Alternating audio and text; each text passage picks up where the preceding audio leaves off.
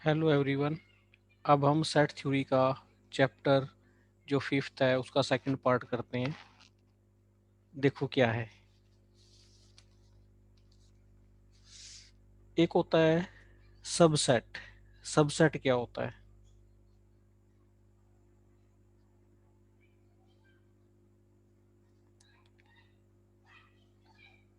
देखो क्या होता है।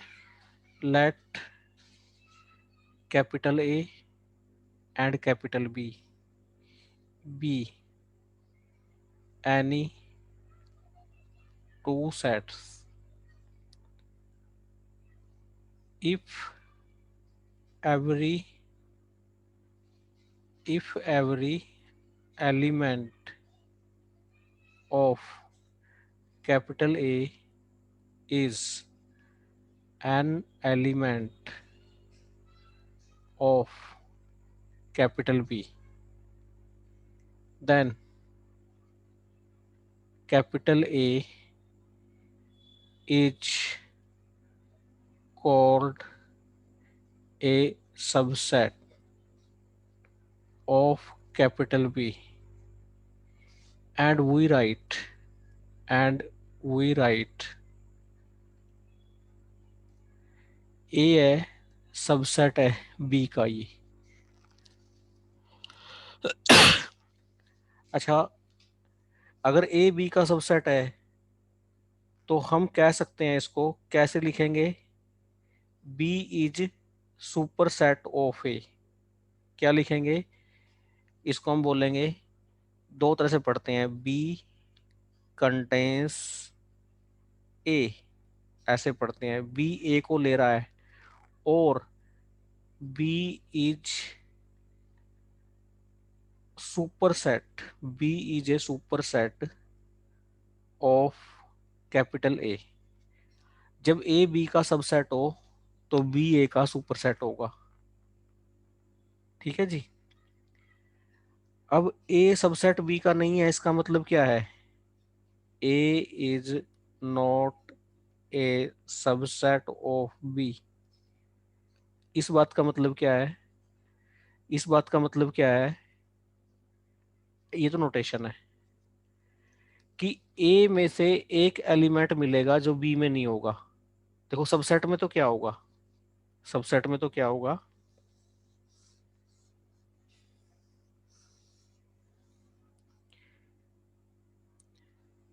सबसेट में तो ऐसा होता है, ए का कोई एलिमेंट उठाया और वो बी में पहुंच जाए तो हम बोलते हैं ए है जो बी का सबसेट है।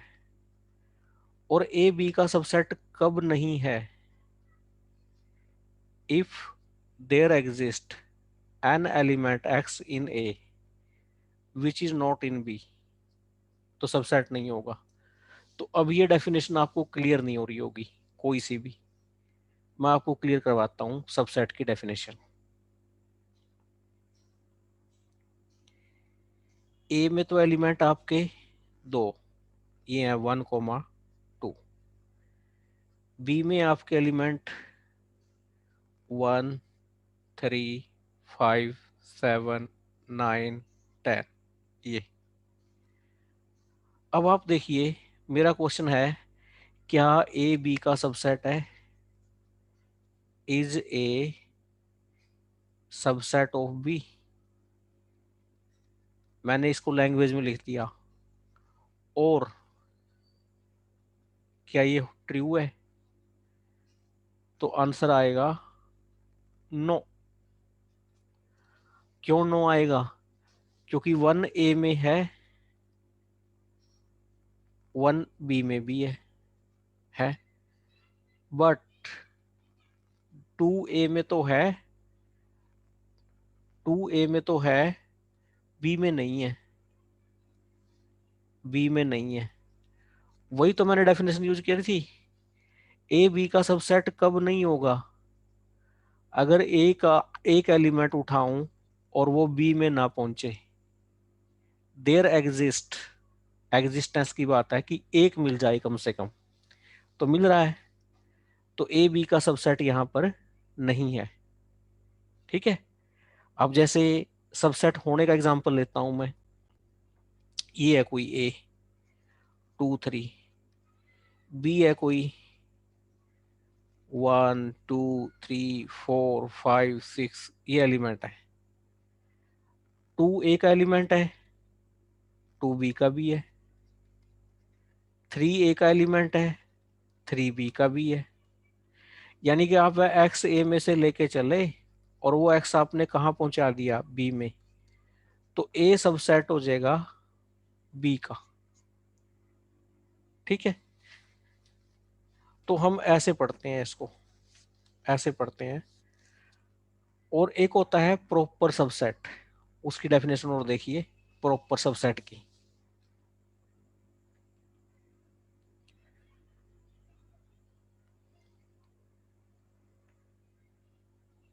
ए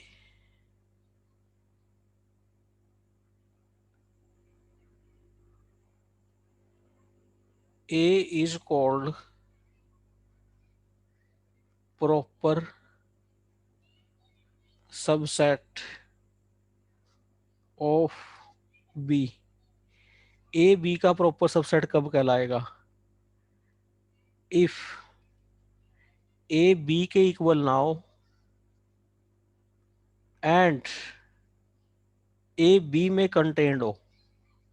देखो उसको हम पढ़ते ऐसे हैं, A is contained in B, ऐसे पढ़ते हैं। जैसे मैंने एग्जांपल लिया पिछले वाला 2 3, बी क्या लिया था मैंने 1 2 3 4 5 6। देखो ए बी में कंटेन्ड है पूरा का पूरा, और ए बी के इक्वल नहीं है यहाँ पर, तो हम क्या बोलेंगे, ए प्रॉपर सबसेट है बी का। इसको हम ऐसे भी लिख देते हैं, कई ऑथर इसको ऐसे लिखते हैं, ए बी का सबसेट है और इसको कट कर देते हैं इक्वल को, तो ये प्रॉपर सबसेट की निशानी होती है। ठीक है, अब एक रिजल्ट है। रिजल्ट क्या है? जो एम्प्टी सेट है वो हर एक सेट का सबसेट है। पहला रिजल्ट, जो एम्प्टी सेट है is A subset of every set. यानी कि हम क्या लिखेंगे, जो फाई है वो सबसेट है हर एक सेट का। दूसरी बात, ए सेट इटसेल्फ, ए सेट इटसेल्फ भी क्या है, सबसेट है। Every set, every set is A subset of itself. मतलब ए खुद का सबसेट है, ए खुद का सबसेट है। दूसरा, तीसरा रिजल्ट,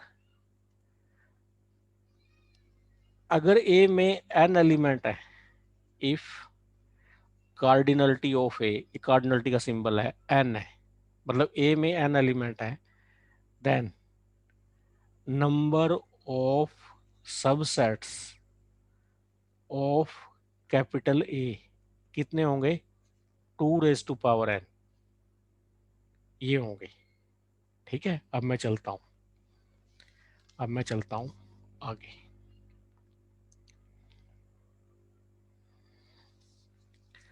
एक होता है पावर सेट। पावर सेट क्या होता है? पावर सेट की डेफिनेशन है, the set of all subsets of A set capital A is called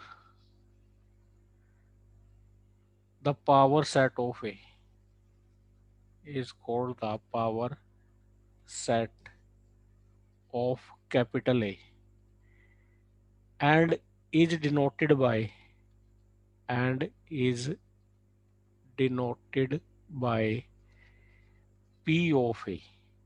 तो पावर सेट ऑफ ए से नोट करते हैं। ठीक है, तो ये सिंबल होता है। अब पी ए पी ए में क्या आएंगे, पावर सेट ऑफ ए में, इसमें वो सेट आएंगे सच दैट जो बी है ए का सबसेट है। ये डेफिनेशन है मैथमेटिकल। ठीक है, अब मैं एग्जांपल से आपको समझाता हूँ। एग्जांपल ले लो आप, ए ले लो आप। ए में 3 एलिमेंट है, तो पावर सेट ए में क्या आएगा, इसके सारे सबसेट्स की कलेक्शन बनाओ। कौन कौन से होंगे, एक तो एम्प्टी होगा, सिंगल वाले होंगे, दो दो वाले होंगे, 1 3 2 3, एक खुद हो जाएगा ए। ये सबसेट बनाएंगे इसके। कितने बने गिन लो, 1 2 3 4 5 6 7 8 बने। कितने बने, 2⁻³ 8 बने। अब मेरा क्वेश्चन है, ट्रू फॉल्स भरने हैं आपने, ट्रू फॉल्स भरने हैं आपने।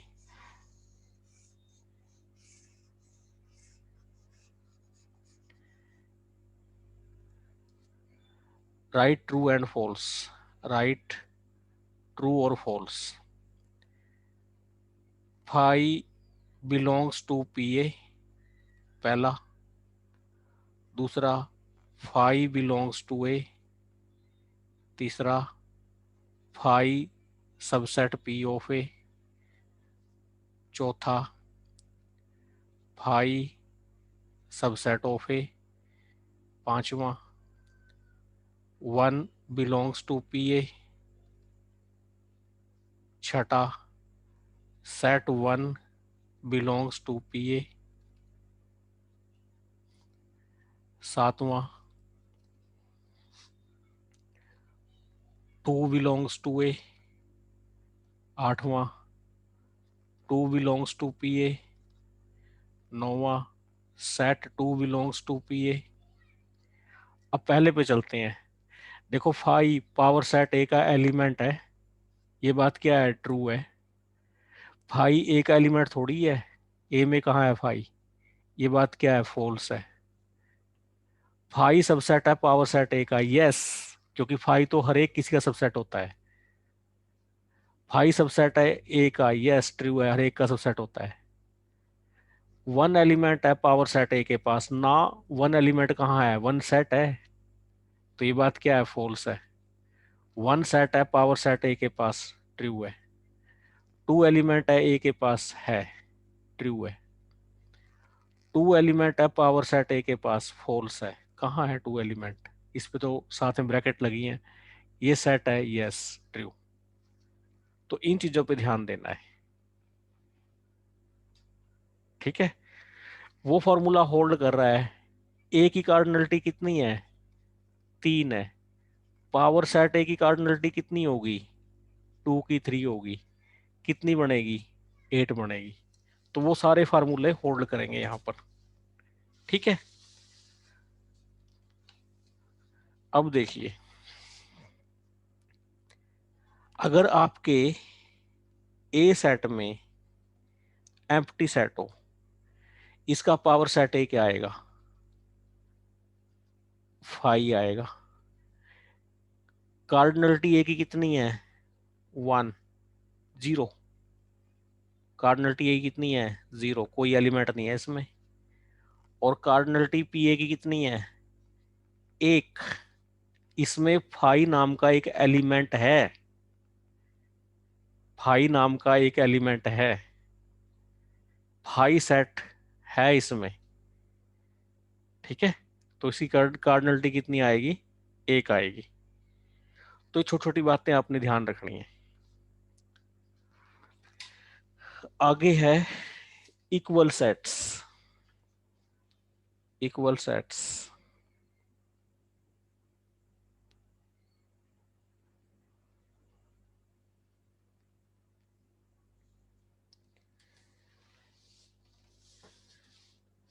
दो सेट इक्वल कब होते हैं, two finite sets are equal if A subset हो जाए बी का एंड बी सबसेट हो जाए ए का, then we write A equal to B. यानी कि ए का हर एलिमेंट बी में हो जाए, बी का हर एलिमेंट ए में हो जाए, तो वो सेट इक्वल होते हैं। जैसे ए है 1 2 3, बी है 1 2 3 4, क्या इक्वल है? ना। 1 यहाँ है, 2 यहाँ है, बी में भी है, 3 बी में भी है, लेकिन 4 बी में है, ए में नहीं है, तो ये इक्वल नहीं है। अगर मैं ऐसे लिख दूं, A 1 2 3 है और बी है हमारा 2 1 3 है, ये इक्वल है, क्योंकि ए का हर एलिमेंट बी में मिल रहा है, बी का हर एलिमेंट ए में मिल रहा है। एक होता है यूनिवर्सल सेट।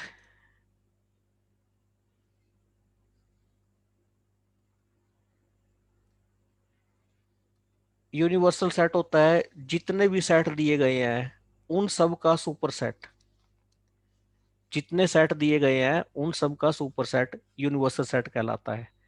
यानी कि जो गिवन सेट है उसके सब सेट होने चाहिए, तो उसे हम यूनिवर्सल सेट बोलते हैं। अब मैं जो एस्टेट में क्वेश्चन आए हुए हैं उन पे आता हूं। देखो, एच स्टैट कॉर्नर पर आता हूं मैं।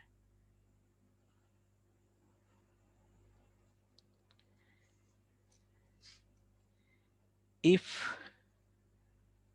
X 8 raised to power n -7n-1, n कोई नेचुरल नंबर है, और y है हमारा 49n-1, n कोई नेचुरल नंबर है। ठीक है, चार ऑप्शन दे रखे हैं।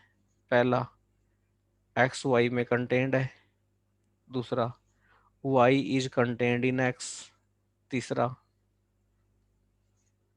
x इक्वल टू वाई, चौथा नन ऑफ द अबव। ऐसे ऐसे क्वेश्चनों को करने के दो तरीके हैं, और ये क्वेश्चन है भी बड़ा इंपॉर्टेंट है भी इंपॉर्टेंट है। इस तरह का पीजीटी एस्टेट में आता है क्वेश्चन। दो तरीके हैं। पहला तरीका तो क्या है, वैल्यू रख लो कुछ 5 6, वहां से पता चल जाएगा।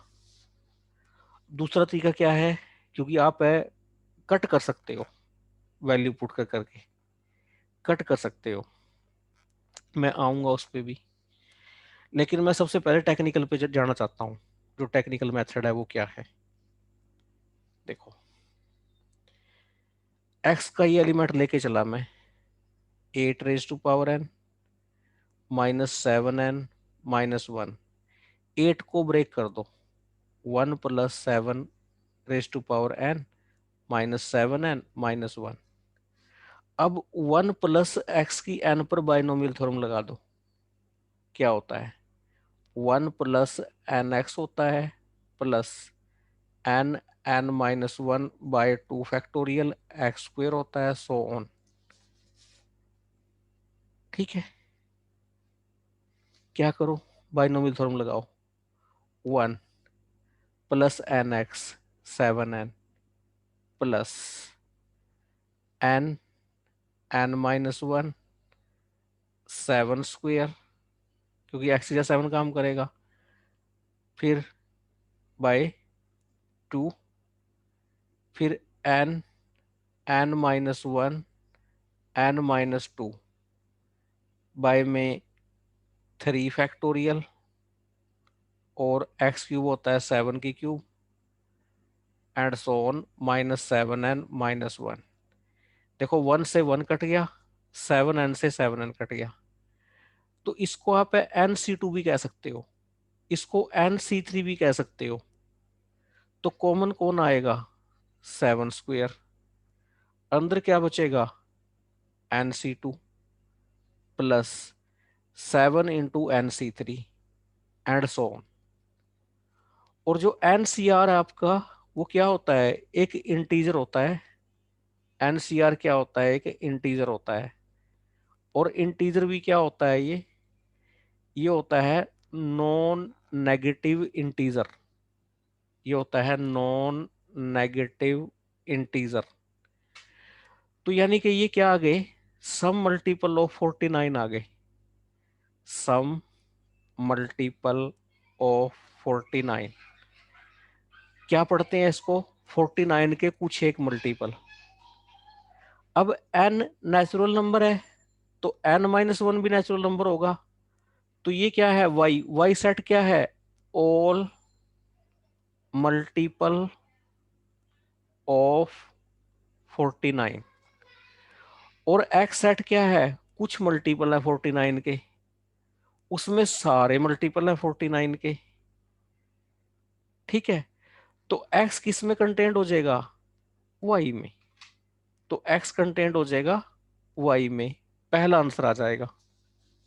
ठीक है, अगर आपको ये समझ में नहीं आया हो बाइनोमियल बड़ा, तो आप क्या लगा सकते हैं, x के 3-4 एलिमेंट निकाल लो।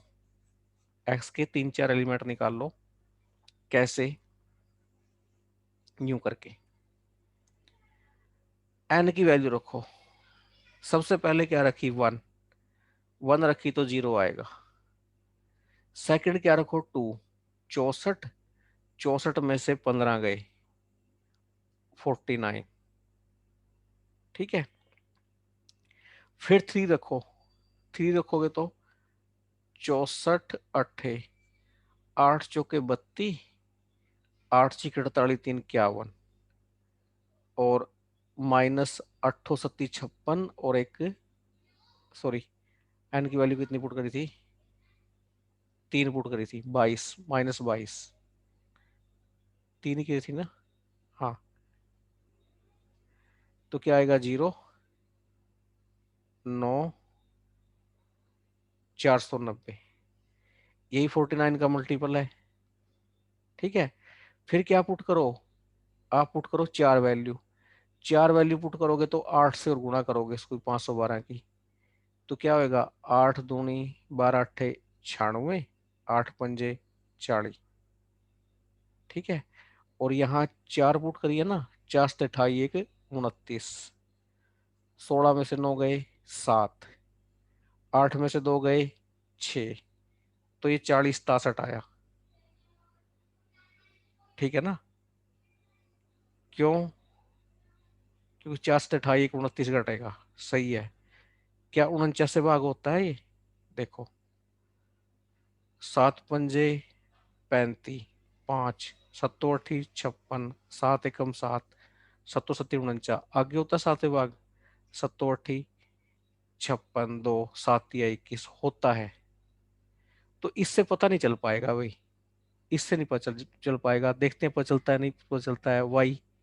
वाई सेट क्या है, 49 के सारे मल्टीपल है। पहले क्या आएगा, 49, 0। फिर क्या आएगा, 49।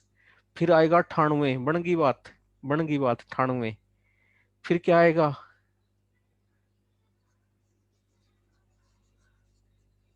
पहले आया 49, फिर आया 98, फिर 3 से गुणा करते रहो, सारे मल्टीपल आएंगे ना। 3 निमे 27, 3 चौके 12, 2 14।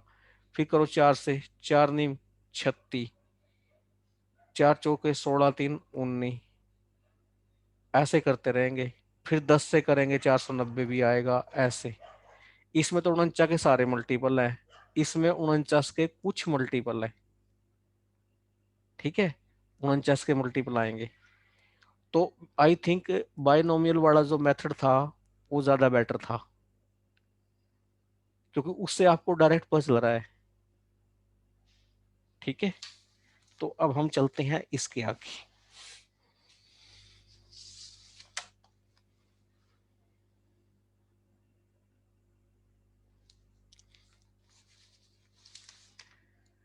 अब है operations on sets. Operations on sets. पहला ऑपरेशन है ए यूनियन बी, इसमें वो एलिमेंट आते हैं जो या तो ए में हो या बी में हो। ठीक है। फिर नेक्स्ट है इंटरसेक्शन। इंटरसेक्शन में क्या आता है, वो एलिमेंट आते हैं जो ए में भी हो और बी में भी हो। ठीक है, ये इंटरसेक्शन होता है। एक है डिफरेंस, डिफरेंस ऑफ सेट्स, इसको पढ़ते हैं ए माइनस बी। वो एलिमेंट आते हैं जो ए में तो हो बट बी में ना हो, उसे बोलते हैं A minus B, difference of sets. एक होता है सिमेट्रिक डिफरेंस। सिमेट्रिक डिफरेंस की नोटेशन ये होती है, सिमेट्रिक डिफरेंस की डेफिनेशन होती है A minus B union B minus A. ठीक है, ये तो होता है union of set A with set B. इसे पढ़ते हैं intersection of set A with set B. इसे पढ़ते हैं difference between set A and set B. ये होता है सेट में डिफरेंस। ये होता है symmetric difference of set A and B. ये होता है difference of set A and B. और ये होता है symmetric difference of set A and B. ये पढ़ते हम ऐसे हैं। ठीक है जी। एक होता है कॉम्प्लीमेंट ऑफ ए सेट, ये ए कॉम्प्लीमेंट। इसमें यूनिवर्सल सेट के एलिमेंट आते हैं जो ए में ना हो। इसे पढ़ते हैं कॉम्प्लीमेंट ऑफ सेट ए। ठीक है, मैं आपको ये सब बातें निकाल के दिखाऊंगा, वेन डायग्राम से भी एग्जाम्पल से भी, दोनों चीजों से निकाल के दिखाऊंगा मैं। ठीक है, देखो बनाते हैं। ए सेट ले लिया मैंने और बी ले लिया। मैं डायग्राम बनाता हूँ, देखो पहले ए यूनियन बी का दिखाता हूँ आपको क्या होगा। ए यूनियन बी क्या आएगा, वेन डायग्राम से, वेन डायग्राम से कि यूनियन को कैसे दिखाते हैं। यूनिवर्सल में रखते हैं सेट को ऐसे, ए ड्रॉ किया, बी ड्रॉ किया, अगर कुछ कॉमन है तो ए यूनियन बी क्या होगा, ये सारा पोर्शन, ये सारा पोर्शन किसको प्रेजेंट करेगा, ए यूनियन बी को। तो ए यूनियन बी क्या हुआ, ये सारा पोर्शन से डिट। फिर है A intersection B. A intersection B में क्या होगा, ए और बी का कॉमन पोर्शन, ये वाला, तो ये प्रेजेंट करेगा ए इंटरसेक्शन बी को। फिर है A minus B. A minus B का डायग्राम बनाना चाहो, ए का वो पोर्शन जो बी में ना हो, मतलब ये पोर्शन सिर्फ ए का, ए माइनस बी, इसको पढ़ते हैं ओनली ए का। ठीक है, ये पोर्शन पढ़ते हैं। बी माइनस ए पढ़ना हो तो बी माइनस ए कैसे पढ़ेंगे,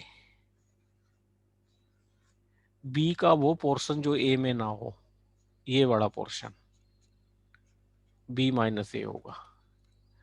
तो ए माइनस बी इक्वल नहीं होता बी माइनस ए के। ठीक है। अब है सिमेट्रिक डिफरेंस। सिमेट्रिक डिफरेंस में हम कैसे निकालते हैं? ए का सिमेट्रिक डिफरेंस बी के साथ क्या पढ़ाया था? A minus B union B minus A. कौन सा पोर्शन आएगा? ए ड्रॉ किया, बी ड्रॉ किया, तो ए माइनस बी ये है, बी माइनस ए ये है, यूनियन मतलब रेड रेड पोर्शन आ जाएगा। जो रेड पोर्शन है ये किसको दिखाता है? Symmetric difference. सिमेट्रिक डिफरेंस की नोटेशन बदलो, इसकी नोटेशन होती है सीधा ट्राइंगल। ये ट्राइंगल नोटेशन होती है, ट्राइंगल सिमेट्रिक डिफरेंस कहलाता है। लास्ट रह गया है ए कॉम्प्लीमेंट। ए कॉम्प्लीमेंट में कौन सा आता है? ये यूनिवर्सल हो गया, मान लो ए ये हो गया, तो ए के बाहर का पोर्शन ये जो पोर्शन आएगा ये किसका कहलाता है? ए कॉम्प्लीमेंट का। इसको u माइनस ए बी कहते हैं, u माइनस ए। ठीक है। तो ये हमने ना सब सेट की नोटेशन बता दिया आपको कि ऐसे वेन डायग्राम में ये वर्कआउट होता है पूरा का पूरा। ठीक है जी।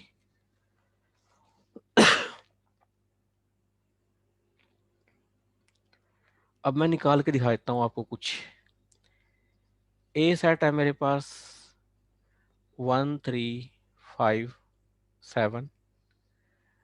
बी सेट है मेरे पास 2 3 4 6। यूनिवर्सल सेट है मेरे पास 1 से लेके 9 तक।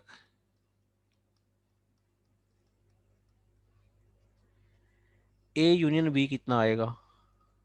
कंबाइंड लिख दो सबको, 1 2 3 2 बार आ रहा है, एक बार लिखो, 4 5 6 7। ए इंटरसेक्शन बी कितना आएगा?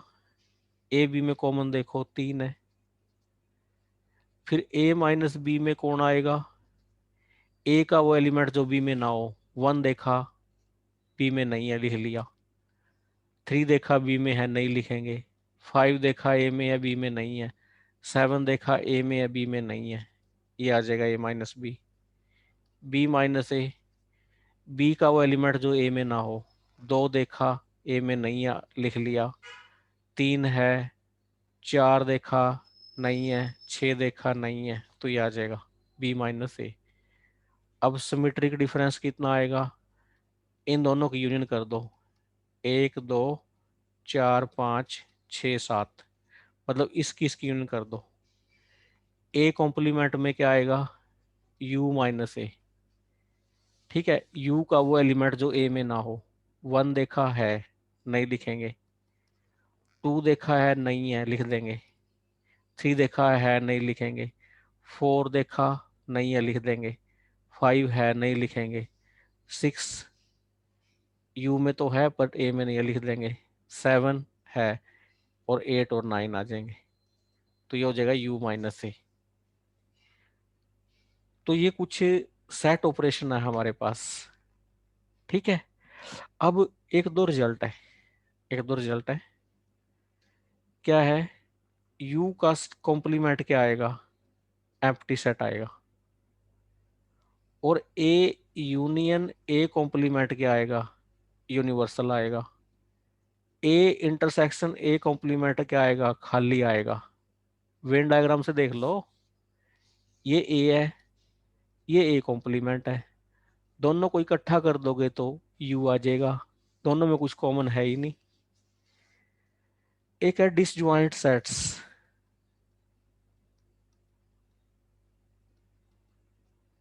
ये इफ एंड ओनली इफ का रिजल्ट है। अगर दो सेट का इंटरसेक्शन एम्प्टी हो तो वो डिसजॉइंट होंगे, अगर एम्प्टी ना हो तो नहीं होंगे। डिसजॉइंट सेट का वेन डायग्राम ये बनेगा, अलग अलग बिल्कुल, दो आंखें अलग अलग। ठीक है। तो ये डिसजॉइंट सेट्स की हमारी नोटेशन है कुछ।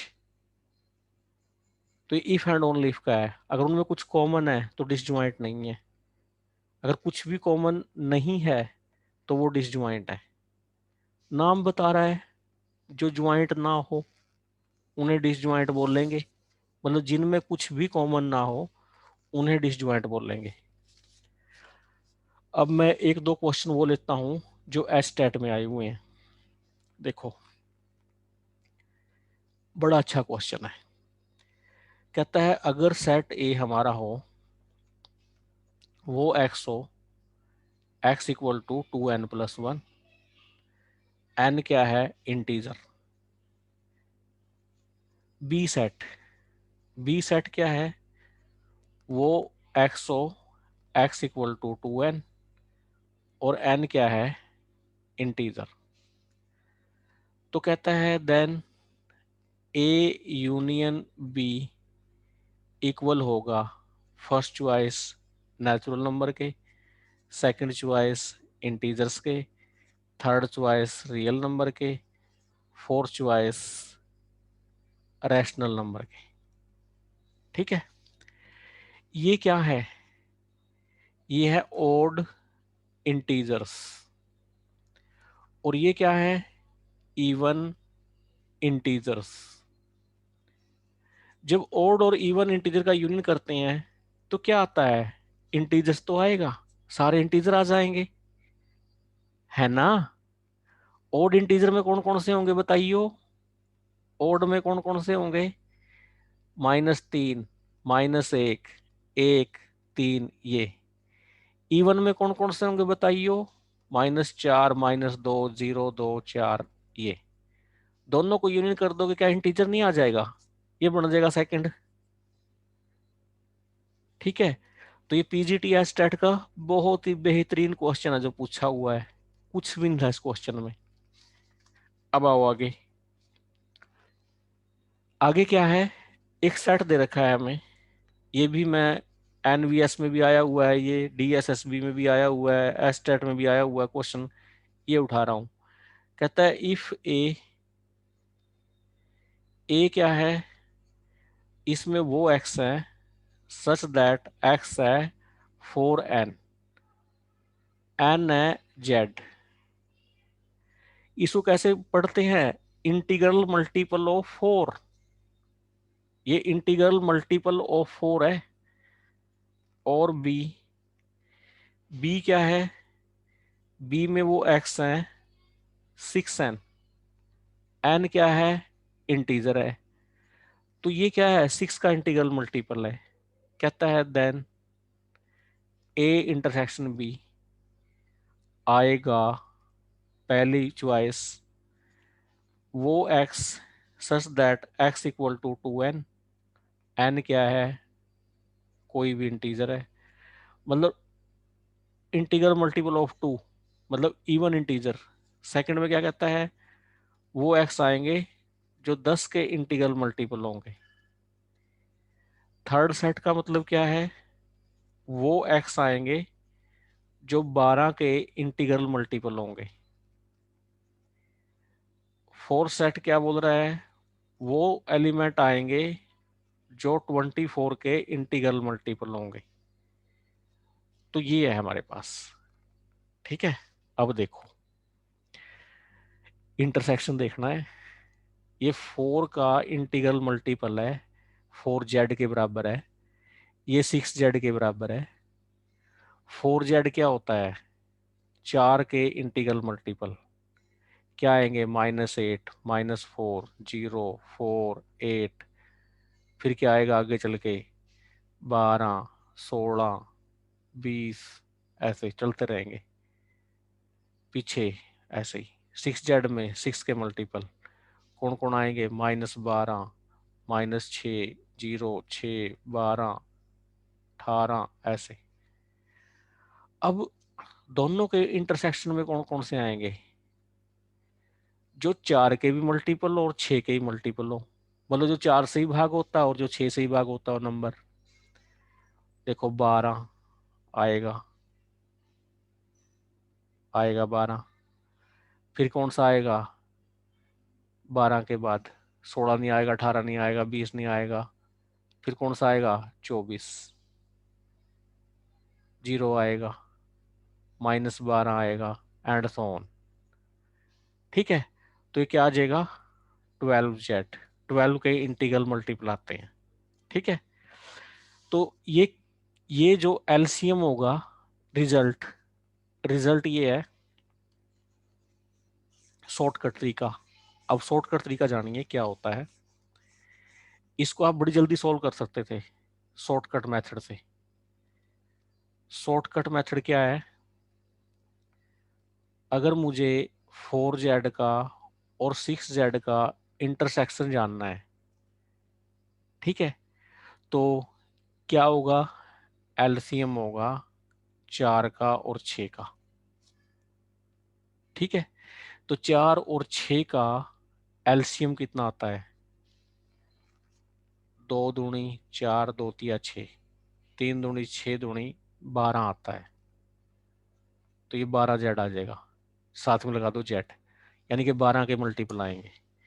यानी कि हमारा कौन सा ऑप्शन हो जाएगा, थर्ड राइट हो जाएगा। ठीक है भाई, थर्ड हमारा राइट हो जाएगा। तो बहुत ही आसान क्वेश्चन था ये। तो ऐसे हम इंटरसेक्शन निकालते हैं शॉर्टकट तरीके से। तो हमारा ये सेट थ्योरी के ऊपर सेकंड लेक्चर था। तो जिन बच्चों ने कोर्स ज्वाइन कर लिया है वो नंबर नोट करने, 82 957 99 360, और मुझसे व्हाट्सएप ग्रुप पर डायरेक्ट कनेक्ट हो जाए। ठीक है, तो मेरे से व्हाट्सएप से पर्सनली कनेक्ट हो जाए। और एक और मेन बात, आप ऑब्जेक्टिव आर डी शर्मा ले लें और उसकी जो है थ्योरी पढ़ना स्टार्ट करें। थ्योरी के बाद उसके एग्जाम्पल लगाना स्टार्ट करें, फिर एक्सरसाइज सॉल्व करने की प्रयास करें। और आपने लास्ट में, चाहे आप कोई सा भी टेस्ट दे रहे हो, उसके प्रीवियस इस पेपर जरूर सॉल्व करने हैं, क्योंकि उसी से कमांड बनेगी। पहले अपना कोर्स पूरा करो एक बार, पूरा का पूरा कोर्स। तो जैसे ही आपका कोर्स पूरा हो जाए तो आप प्रीवियस पेपर्स उठाओ। तो प्रीवियस पेपर्स उठाते ही उनको सॉल्व कर डालो। तो हम थर्ड लेक्चर आगे करेंगे कंटिन्यू। Thank you.